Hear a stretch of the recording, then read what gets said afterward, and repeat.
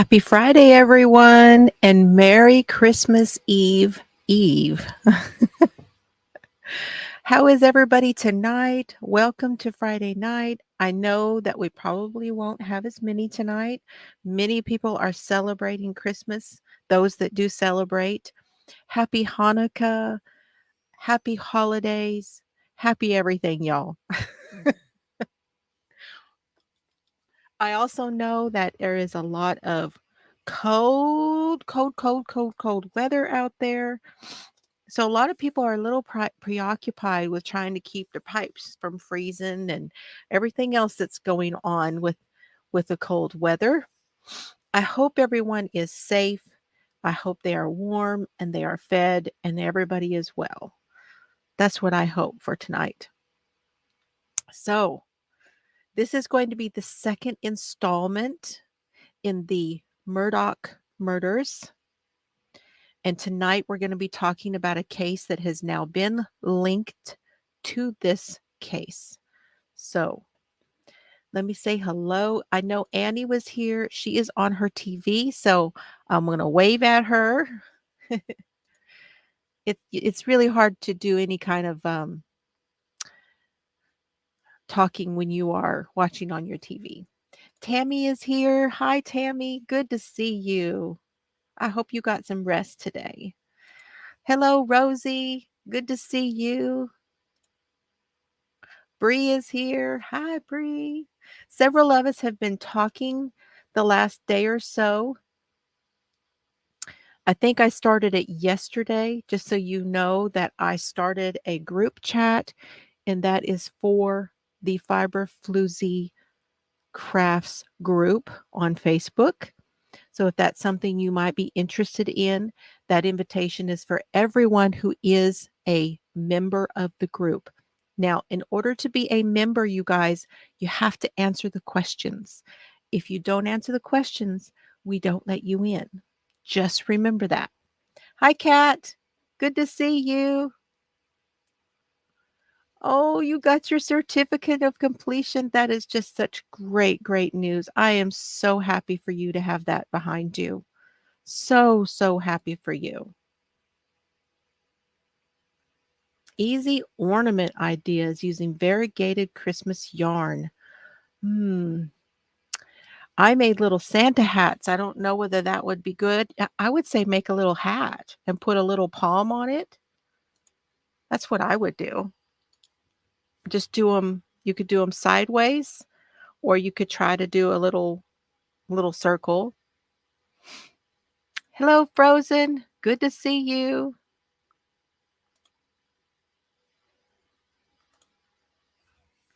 And then you could also do some Christmas trees. I don't know on the is it Christmas colors, the variegated yarn? If it's Christmas colors, you could do Christmas trees. You could do little bells. You could do little crochet sweaters. Little crochet sweaters would be cute. Might try to do something like that to do a bunting. Y'all, I worked yesterday in here cleaning up behind me. If you can see behind me, I redid here. I've got both of my channels there. I've got a bunch of the stickers over here. I've got my boys are here. I've got Cerberus and Duke in the two. That's gonna be hard to see. I'm gonna do a video for you guys. And I moved things around over here and cleaned all this up. It just feels so much better. I put all of my diamond paintings. That's what I'm going to be doing a lot of on my other channel for this next year. And then I'm going to have some of the diamond painting and coloring and that kind of things are going to be up here on this shelf. I still need to get another, I don't know what it's called. I've got some wire shelves that I'm going to put up there and see if I can't do better with that. So I've been going through things. I cleaned up this, which direction? This shelf back here. I cleaned it up. Got a lot done. The other channel is Shiny She Shed. And you will see, I did do an unboxing for a diamond painting on there. All the other things that are on there right now are planners, and I may dip into that again too if I can get some time to do it. So all of that is coming in the new year, you guys. I'm not stressing about nothing, not any more than I did this year, which wasn't a lot, right? It was a thing not to stress this year, and I didn't. Well, I tried not to anyway.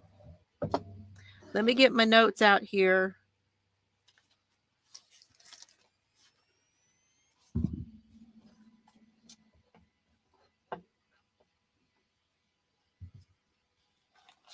I do have my channel in the description below, and I have it marked as a featured channel on my page, if you guys are wondering.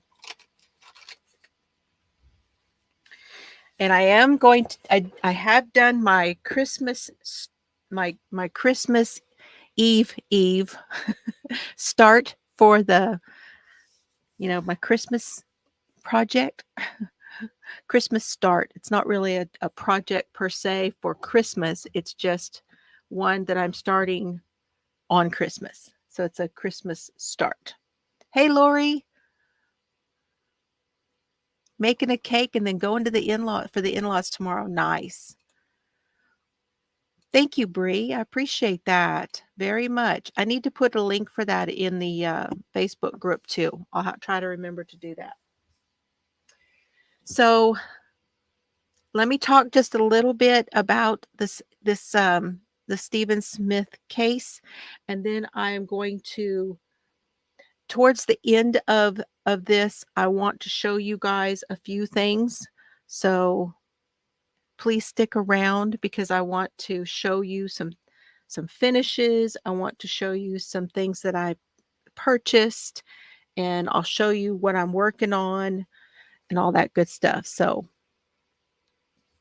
I will do that towards the end. So let me get started talking about Stephen. Now, Stephen Smith,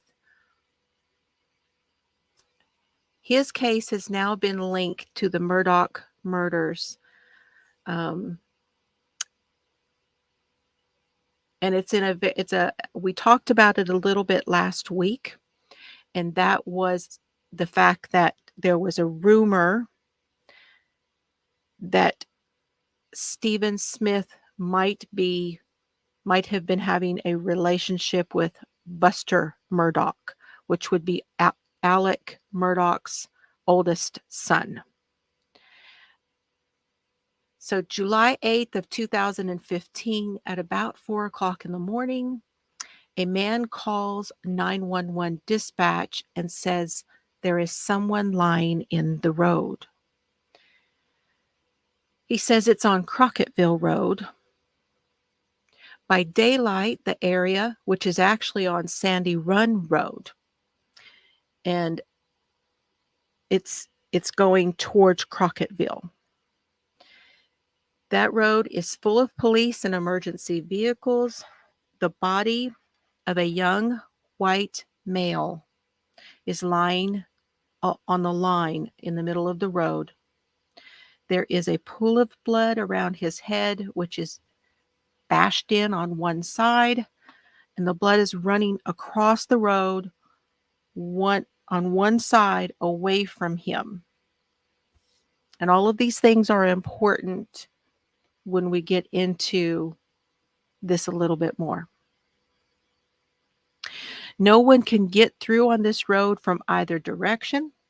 Emergency personnel are working on the scene, and they have relayed what they have found on the channels, on the police channels. So Stephanie Smith, who had driven her father to work around 7 a.m. on Sandy Road, she, like everyone else, they couldn't get through either. I'm going to bring my hands in here. Got a lot going on here on my desk, you guys. She was trying to take her dad to work, and they could not get through on Sandy Run Road either, and so they had to take the long way around. Stephanie is Stephen Smith's sister, and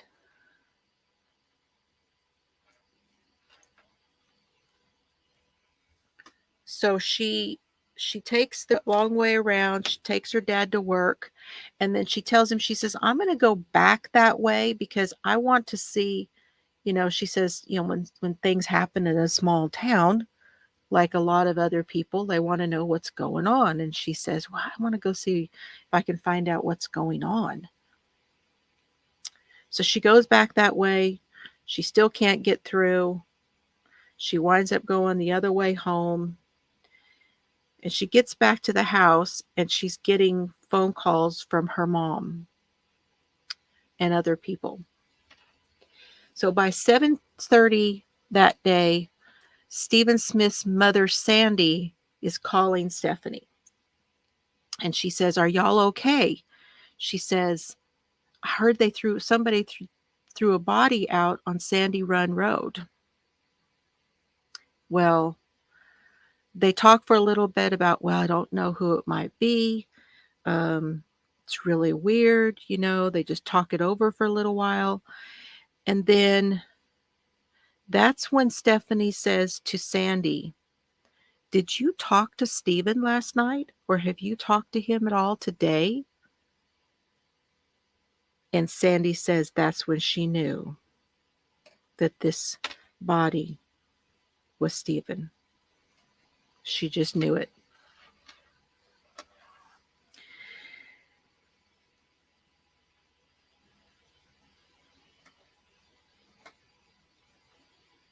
Trying to get untangled here. For those of you that might be new to my channel, I know I have some new subscribers. This is what I do on Friday nights. I talk about different true crime cases, and while I knit or crochet. And sometimes I will do a project based on the actual case that I'm doing. And this is no exception, you guys. So I'm going to be telling you more about this in a little while. So now I've got it to where it's not twisted. That's what I was doing, trying to make sure it wasn't twisted. I'm going to put that stitch marker back in there because that's going to mark the beginning of my row.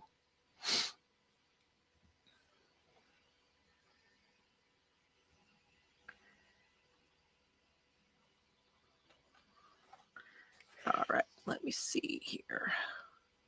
Back to my notes.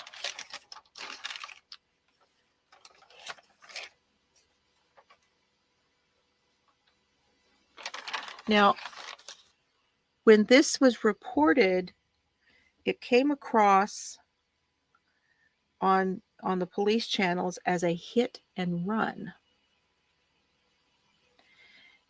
And the law enforcement were reporting this as a body in the road with severe head trauma. Highway Patrol Officer Lieutenant Thomas Moore arrives on the scene. The Sheriff's Department and the coroner are already there.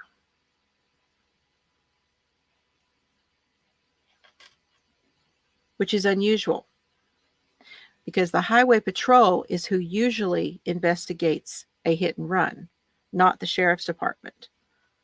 So it's already very unusual that they are there before, and the coroner.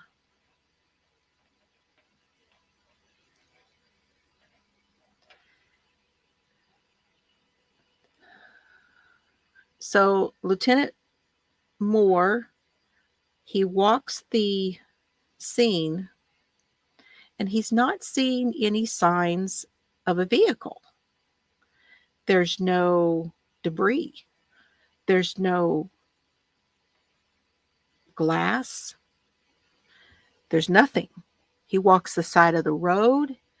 He walks up and down the road in either direction. He looks in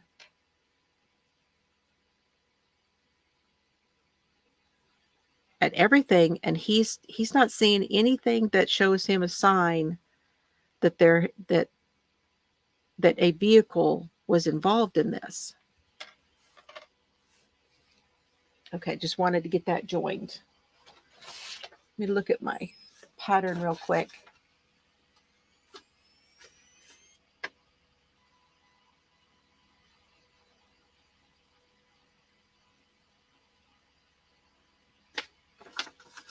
Okay.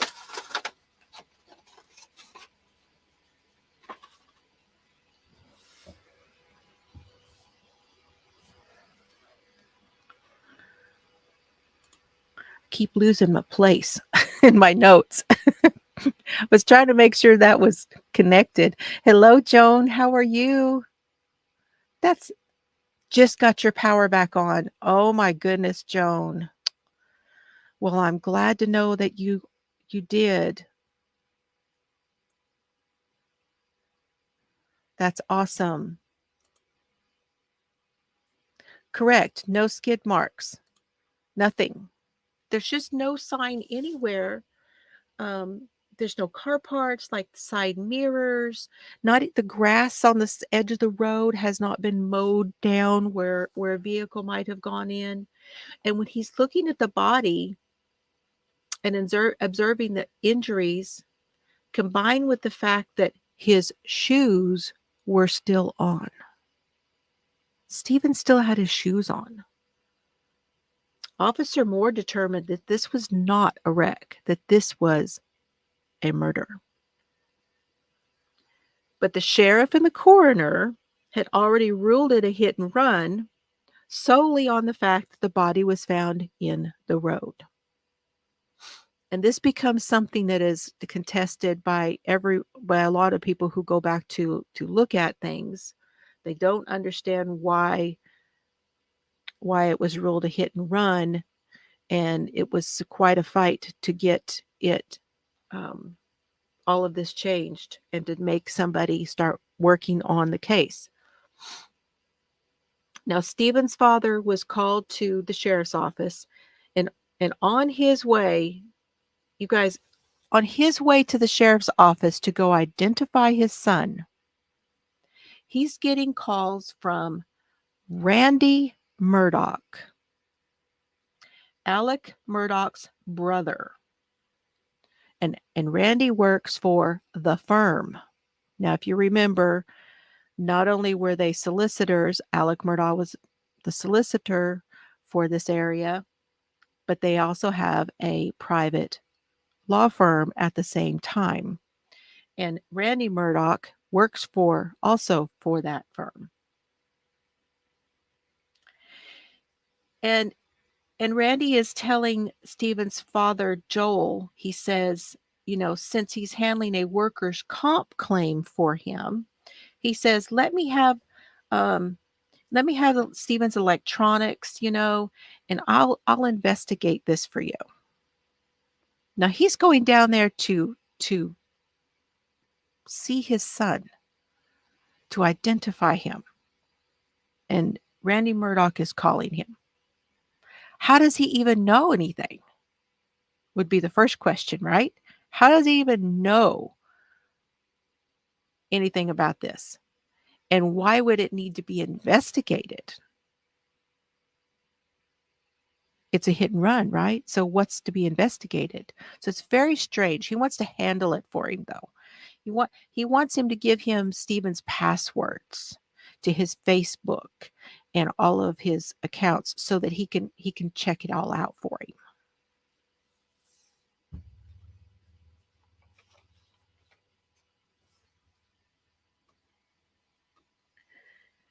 So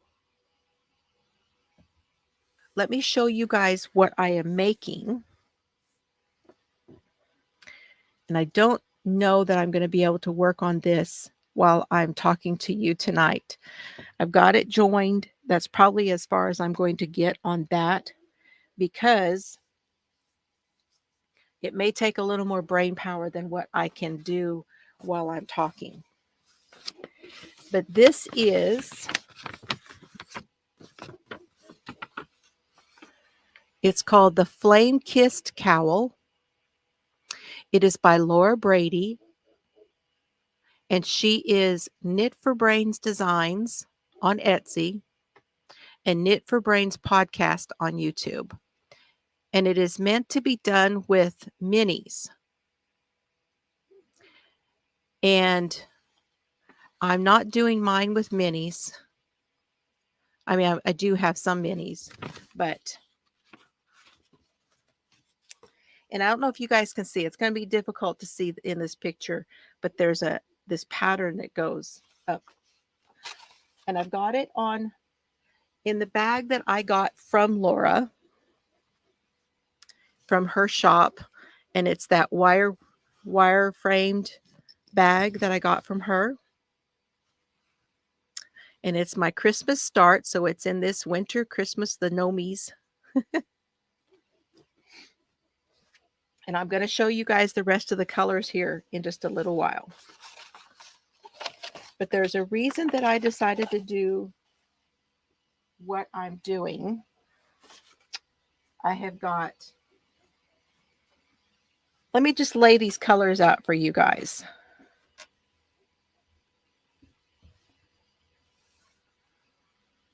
I've got the one I started with, and then there's this one. You guys can't see it. You have to wait. I have to wait till I get it all in here.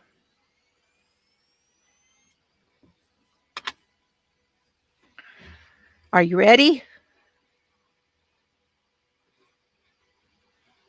Hi, Sharon. Here are my colors that I'm going to do the cowl. We've got this pink going into like a purple, into like a blue. And I'm wondering if anybody knows what these colors represent. Does anybody have a guess what these colors represent? These are just some minis here that I have, some random minis. I have a couple here. This one's called Barbie Car. This one's called Violetta. And these are by Threadhead. I got these when I did there was a monthly club that I was doing. This one is Bluebonnet Trail. It's by West 7th Wool. And it's actually a DK, but I really wanted to get it in there. And then this one, oh gosh. This one is by limited edition by Spruce Dragon. I got it on one of my trips to Colorado. Not this last time, but on one of my trips to Colorado. So it's a merino and tencel, and it's called Purple Haze.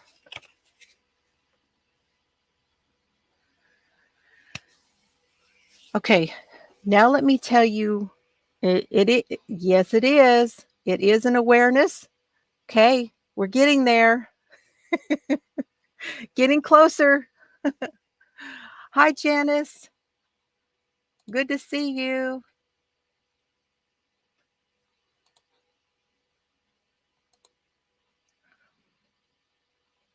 Nobody knows what these colors are. Okay, that's all right.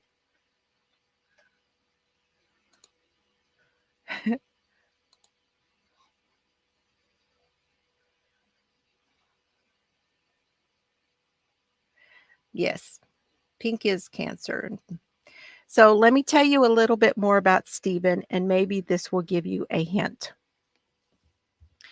So Stephen Smith grew up as a very outgoing, gregarious, rambunctious kid, the life of the party, always dancing, always laughing, having a good time, making others feel better.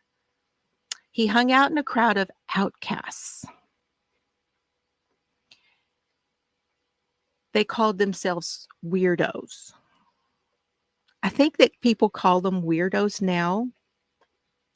back when I was in high school, those weird outcasty type people were called freaks. Do you guys remember what you called that group of people? I hung out a lot with the freaks. I liked them. They were all very I liked them because they were interesting. And this group of people, they spent a lot of time together at the skating rink, and that rang a bell with me also because growing up, I spent much closer. Much closer. You're right in there, Lori. This one is specific, though.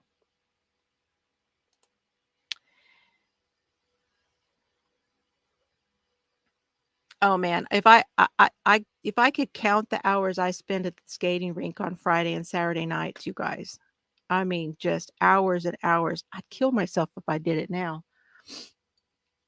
Stephen was a slender, blonde-haired young man with chiseled features, piercing eyes, pointed lips, absolutely golden, and he was gay. He was self-assured and determined. For a young 19-year-old, he was working to put himself through nursing school. He wanted to go to nursing school, then he wanted to become a doctor and go overseas to help with kids who don't have doctors, to help children with no doctors. He was an inspiration to many people in the community because his openness about who he was and what he wanted out of life paved the way for many young adults struggling with their own identity. Now, you guys, this is going to be hard for me. And this is just kind of hard for me, but I'm gonna tell you what this is. Let me put this down. So this flag, this is a flag. These are not, I mean, these are not perfectly flag colors, but this would be the bisexual flag. So it goes from like a pink to like a purple to like a purpley blue color. So when you look at that, you will see, because that's what I am. So that's why I'm doing that. Many of you did not know that, and there it is. So that's why I'm doing that. I relate to Stephen in that way. And I know I have seen so many times, so many cases. How many times have we seen cases where these kids get hurt because of this? And it's so hard. There shouldn't be violence of any kind, but it just makes it even harder because in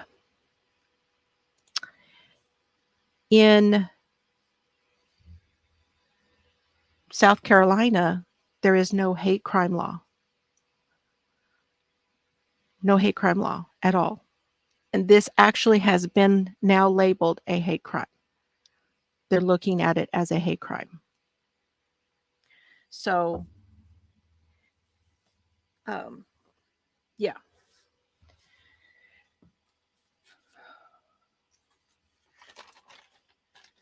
So let me tell you what happened on the day that Stephen was killed. He went to the gas station to get cigarettes for his dad. And he called his sister Stephanie and he told her, he said, my car won't start. It is. Lori, you had blue suede roller skates and clear wheels with rainbow glitter in them. Every weekend. I know. It was so much fun. Friday and Saturday nights, the music, the lights. Oh my gosh. I want to go again, Lori, but I know I'll kill myself if I do. One day I'll go back and do it again. So Stephanie goes down to go and see what's going on, and Stephen's car, it wouldn't crank over, so she lifts up the hood and she finds out that someone had looked like to her, it looked like someone had messed with the battery cables. Okay. And so she puts everything back together, tightens everything up, makes sure everything is connected, and she follows him all the way back to the house. Stephen was living with Stephanie and his father. His mother lived not very far away, but they didn't live to Stephanie and her brother were living with their father. And so they go back to the house. He takes a shower and he leaves around 6 o'clock that evening to go out. And he doesn't really tell her. He had been acting a little bit kind of like secretive a little bit. And so she said he didn't tell her where he was going or who he was going to go see, but everything was fine. Now, when Stephen's vehicle was found, it was less than 3 miles from where his body was found. It wouldn't start. The gas cap was hanging out. It was out of gas.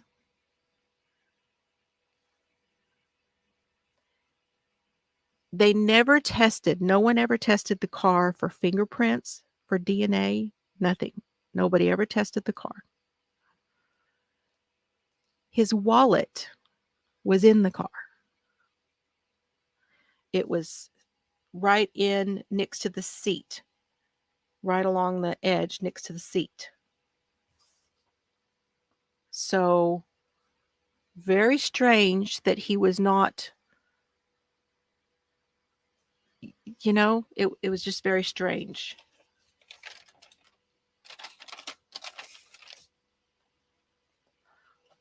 Okay.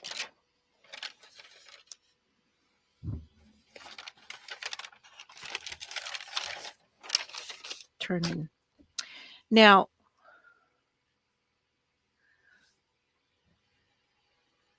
Stephen's mother was going that same day when he died. The father went down and identified him. They had removed his body by around 9:30 in the morning. By 7:30, she heard what was going on, and she just knew it was him. And then by 8 o'clock, I think, is when they called his father. And then by 9:30, they had removed his body from the scene. And she was on her way to go just a little while later to go and make arrangements for him. Go to the funeral home and make arrangements to him. And it was right around 10:30 or 11, and she says, Alec Murdaugh and Randy Murdaugh were at the scene where Stephen's body had been found. She saw them there when she was driving to go and make the arrangements.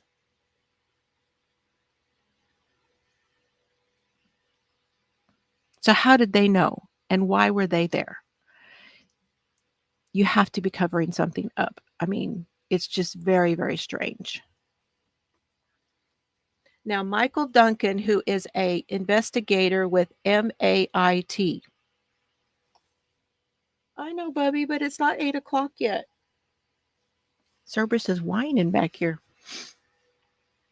And MIT, I looked this up, and it stands for Multidisciplinary Accident Investigation Team. And they were sent out to find out what happened because it was being ruled as an accident, like a hit and run accident kind of thing. Not yet, Serbs. Did y'all hear him? He's very vocal today. And they show up at accidents to investigate everything, to find out if there's anything wrong with the vehicle, to find out if there's anything wrong with like if there was something wrong with the road, the way the road was laid out, any like, you know, the person themselves, if they were, you know, intoxicated, they go all the way around this accident to try and figure out how they can prevent this from happening again, if it's preventable. And he said that he observed there was nothing to indicate a vehicle involved with this person. There was no no evidence that the body had tumbled down the road. He said when there's an accident and people get hit by a vehicle, their body tumbles. There was no blood anywhere else. There was no clothing anywhere else. He still had his shoes on. He all of his injury was on one side of the head. He had, and that same side of his body, or I believe it was the same side of his body, had a little bit of like some road rash, like scraping, but and on his hand also, that they thought, as investigators, they thought could possibly be where he tried to protect himself when he got hit. My thought was he was pulled. That's kind of what I was thinking. Like the scrape was like from his being either pulled or pushed on that road. That's me saying that. I have not seen that on any of this paper. Anything I was reading in the paper or on the case.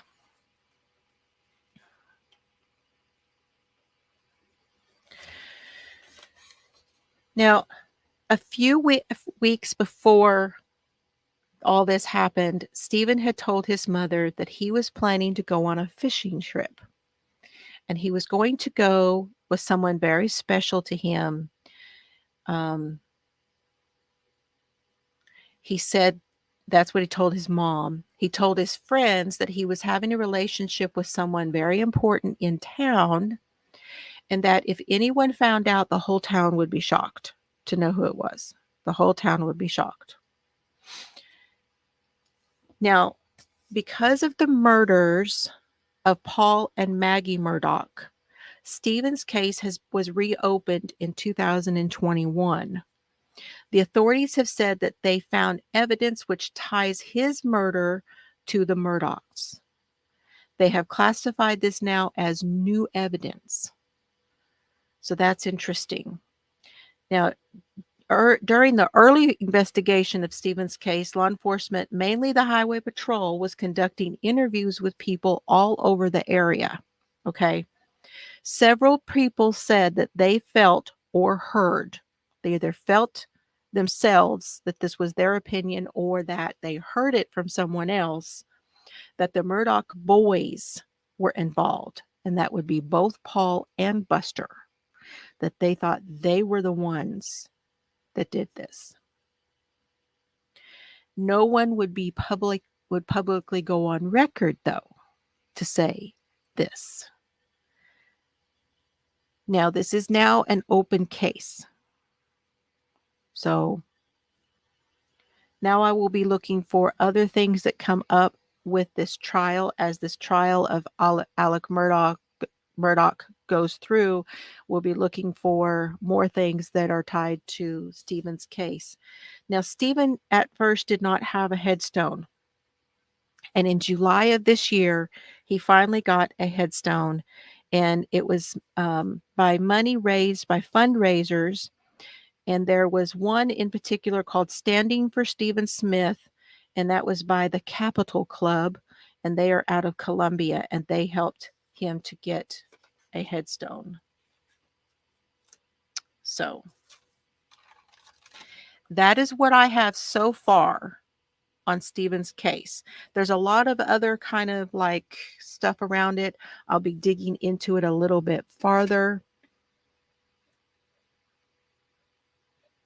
Welcome back, Annie. Hi, Shad.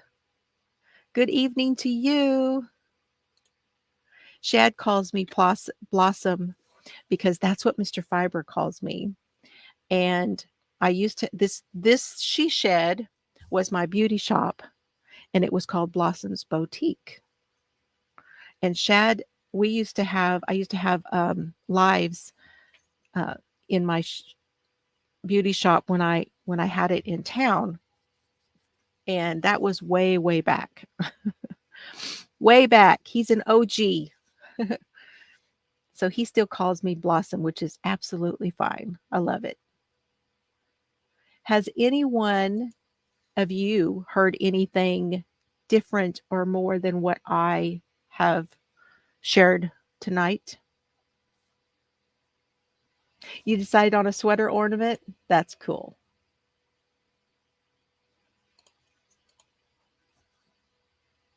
I know there have been a lot of, and I want to mention this too. It's not really a shout out, but there is a podcast. Several of the cases that I get interested in, there's podcasts for them. And there's one for this one. So there's a Murdaugh Murders podcast. And the people who have done that podcast have done a lot of work on this case. So if you're interested in digging deeper into it, I would suggest that. They have a website where they are uploading things, and I did find some good articles there. I believe it's called Fitz News, and that's really good. So, but there's been an HBO documentary series on this. It's like 3 or 4 episodes on the Murdaugh murders. Want to say there was one other one, but I don't remember where I saw it. Okay, I want to show y'all some things. We've got just a few minutes here. One of the things that I do is I like to make things. So this is going to be my project, my next project for this. Shad, I just told everybody I'm bisexual. I don't know if they actually heard me or not, but anyway. So this is my project. I'm going to do the bisexual flag on this pattern, and it's called Flame by Laura Brady. And again, the original intent was to do it with your minis, like with an advent. And I'm going to do it in these colors. So that's what I'm working on. And I do this when I like to pick a project and do something related to, come out with something kind of related to what we're talking about. And we just finished up doing the George Wagner trial, and I had made this called the Piketon wrap, and I don't know if you guys actually got to see it or not. I did post pictures in several places, but I haven't actually put it on for you guys and shown you here what it looks like. So I did this flat, and then I folded it over at an angle and connected it that way, so that it goes straight across the back and it dips down in the front, and then you have this peak right here. Oh, thanks, y'all. Thank you. Thank you. I appreciate it. Anyway,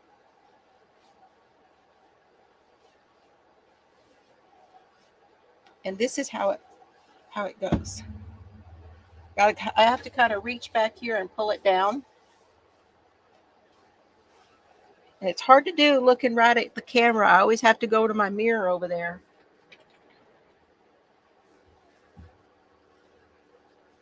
Now, Esmeralda won the giveaway for this. And so I sent her, I can't tell you the yarns. I can't do this. Anyway, This is based on the same pattern that I used when we did the Tara blanket. If you guys can remember when we did the Tara Grinstead case, I did the Tara blanket, and this is the same pattern. And so I turned this into a wrap. But Esmeralda is God Rocks 2107. If you go over to her, you'll see where she opened all of her. She won the giveaway for the Piketon wrap. And I did it with 4 different colors together.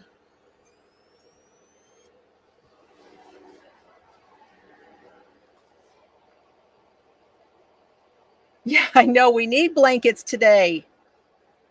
You still have your Tara blanket? Oh, I do too. I'm waiting. I'm either going to sell it or I'm going to give it to somebody because I did a little sweater and a hat. So, and I don't know if you guys saw this finished either. I know I posted pictures of it, but when we started A Stitch in Crime, remember we decided we were going to do blankets, Stitch in Crime blankets. Well, I stopped on the second one here, and I turned it into a scarf, into a long scarf. So this is all scraps. And you can still join in on this. It's all year long. It's called a Scrap in Crime. Hashtag Scrap in Crime MAL. No. Scrap in Crime Blanket Mal. So you can crochet or knit one. Yeah, so it's a super scarf. You guys, I love the look of this just straight down like that. It's actually kind of slimming to wear a long one like this. I love it this way. So that's what happened to that. Now the original blanket is still not finished. And I need to get this done. This is Mr. Fiber's blanket. This is the one that started the Scrap and Crime blanket mal.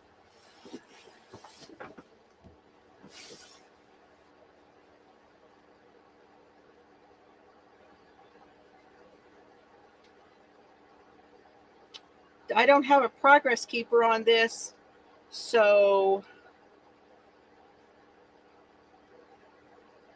I don't remember where I was the last time I showed it to you, but I've got about 6 or 8 inches left to do. About 6 or 8 inches left, and I'll be done with Mr. Fiber's blanket. I was really hoping to have it done by Christmas, but I had so many other things come up, you know? But this is the one that started it all. And the idea behind the Scrap and Crime blanket was that in each of the things that I was making, when I finished and I had little pieces left over, it would go into the blanket. So then it would have like a story of the stuff I've been working on. That's what he wanted. So I need to sit down and get that finished for him.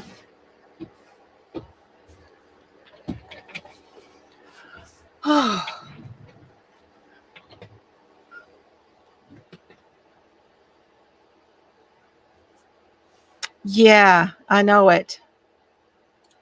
But that's what I was talking about. That's what I was like, I saw some kids here struggle. I saw kids that were, one of my daughters went to school here for a little while, and I saw them struggle so badly. I saw one of Mr. Fiber's family members who struggled living in a small town, and it is tough. It really is. It is tough. Okay. I have one more thing that I finished. Are you guys ready? I don't know if I've shown you this yet. I had meant to show you on Tuesday, but I was not able to be on Tuesday because of my dang tooth. Are you ready for this one? I finished my Something in Red. Now I'm going to be doing a video. I actually think I'm going to sit down and do a Floozie in the She Shed here pretty soon. But I finished it.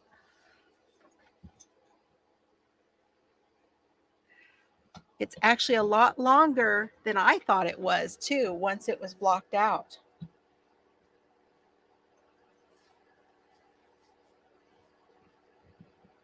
Look at that. You guys, just wait till I put the video out. It's really, I know you see it, but it's like you really don't see it. I'm going to have to do a video and show you what it looks like. It can be worn down like that, or it can be turned into a cowl. And another really nice thing is that you can do it like that, and then you can kind of put it over your head. So this is the Co-Pilot cowl. All the details for that are on the Stitch and Crime Book Club videos. In that playlist, you'll find details for it.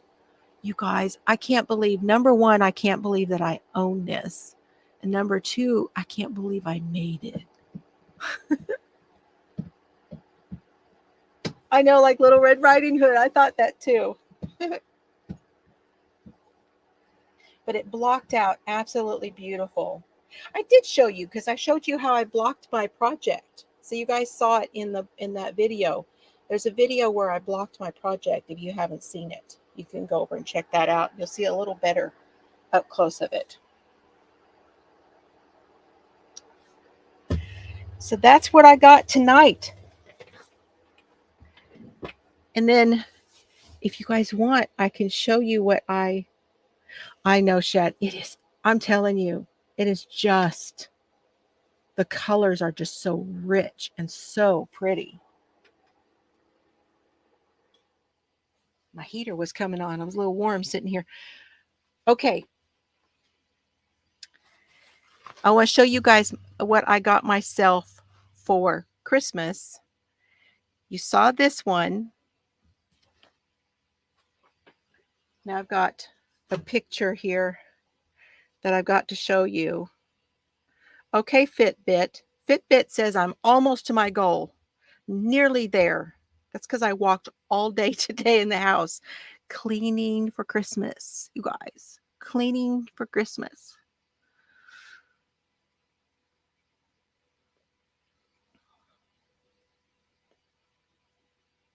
Hold on. Where is it? Did I not save it? Maybe I didn't save it. Okay, hold on. I know where it is.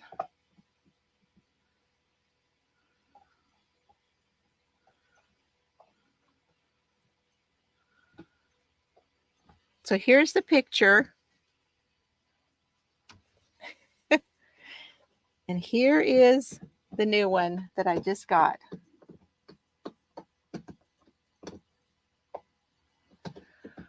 And here is the picture. This is last night when Chelsea opened her package. We have matching Gilmore Girls bags, you guys. Whenever I go to Chelsea's, now I watch it here too. I'm still not all the way through all of them.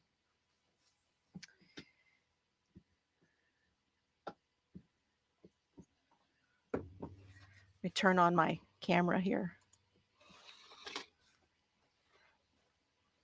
Isn't it beautiful? And it has these beautiful, because I love these bags. These bags with the, what does she call them?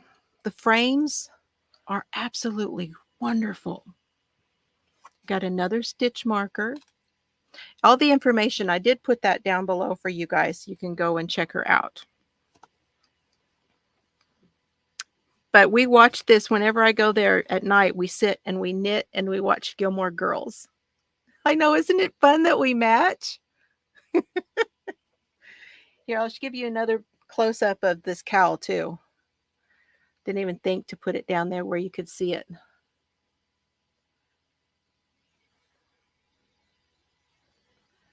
Okay, you guys, that is my, now I just want you to know, I really appreciate all of you who watch me. Yeah, with those closures. Yes, or the coin purses, same kind of thing as like a coin purse. Yes.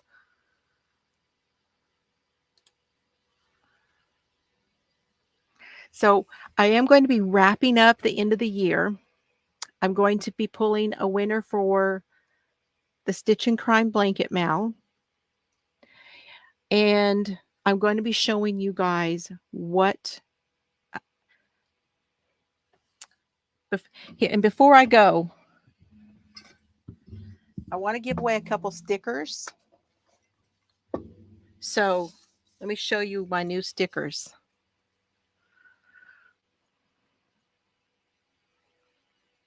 This is my new sticker. And I want to give a couple of these away for tonight. And what was I had a question. Now I lost it. It just, let me get a drink while I think. Hold on. I had a question for you guys. Oh, I know what it is.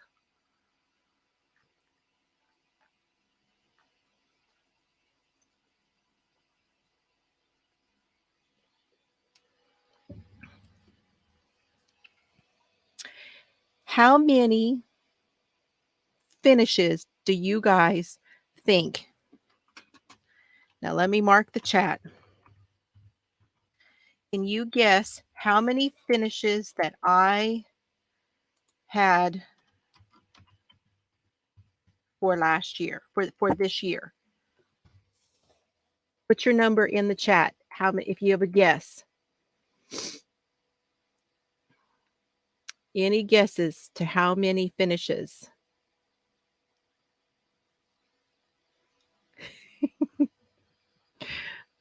Annie's catching up. She says Gilmore's forever.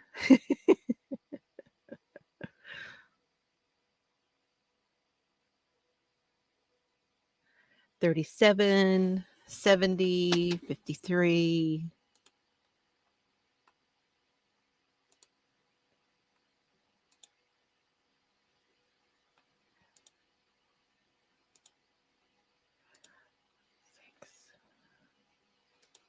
One of you got very close. One of you is already very close.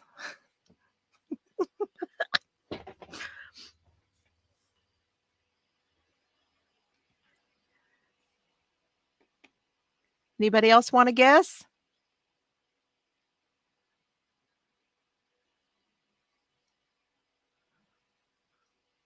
Well, give it another.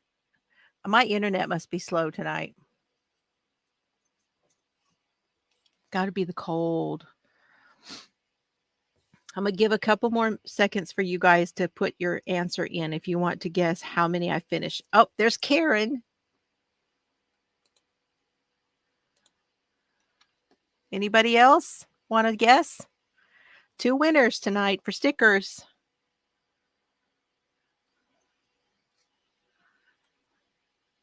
Tammy says 60. Sally says 45. Yeah, see, my internet's a little slow. So I'm watching my clock up here. I'm going to give you another 30 seconds or so before I put the mark in there.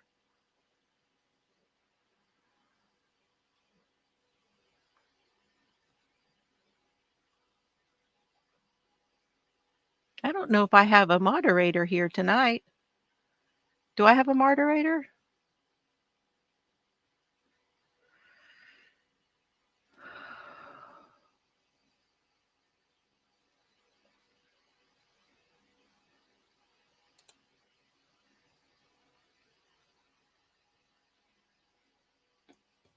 Oh, Nightbot did the first. That's the first time I've seen it do my new little deal in there. Okay, let me mark the chat. That's okay. We don't have too many tonight. That's because it's Christmas. Okay. Okay. Tammy said 2 guesses. And the answer is so far 55.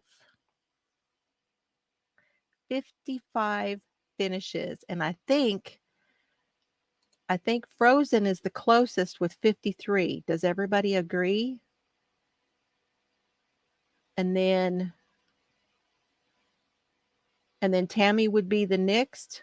Is that right? So Frozen and then Tammy.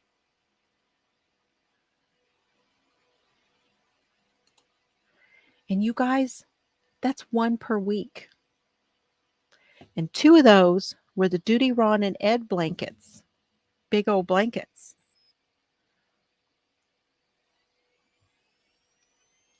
One per week. You know, I know people finish a lot more than that, but to me, when I think of it that way, that just makes me feel very accomplished, you know? Yeah, Tammy got 50. Thank you.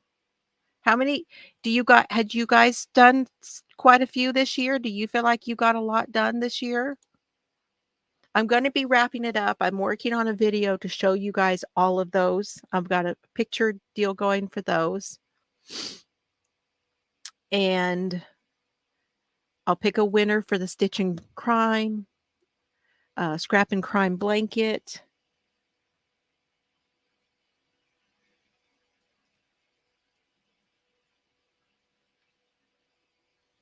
And I'm probably going to do something to let y'all know a little bit about what next year it's going to look like. Like, I'm not like planning anything a whole lot for next year, but some things that I like, I have this like a running list of things that I want to do. And I'll probably be sharing that with you. So thank you all so much for being here. You feel like you got more done last year, Joan? That's cool. It's cool that you did a lot, though, that you feel like you accomplished. Honestly, if any of us get anything done these days, right? You don't keep track. That's okay. You don't have to. Okay, you guys, I love y'all. Have fun today. Merry Christmas. If you celebrate Christmas, if you do not, I hope you have a wonderful weekend. Again, I hope you were all safe and take care of yourselves. Do something. I like what Llama Mama Kayla said. She said, even if you're not going to have company or anything like that, do something nice for you. Take a hot bath, read a book, just something that you do for yourself. And you can do that even if you don't buy anything. You can just do something nice for yourself, you guys. Okay. Hugs, everybody. I'll see you in a few days. I don't know if I'm Sunday is Christmas. I'll just say Merry Christmas in a little short or something for you. Yeah, and just breathe. Breathe, y'all. Oh, see, that's cool. When you sit down and think about it, that's cool. Okay, you guys, I'm going this time. Love y'all and eat more plants. I'm still eating plants. I'll give you an update on that too soon. Okay, you guys. Y'all take care. Bye, everybody.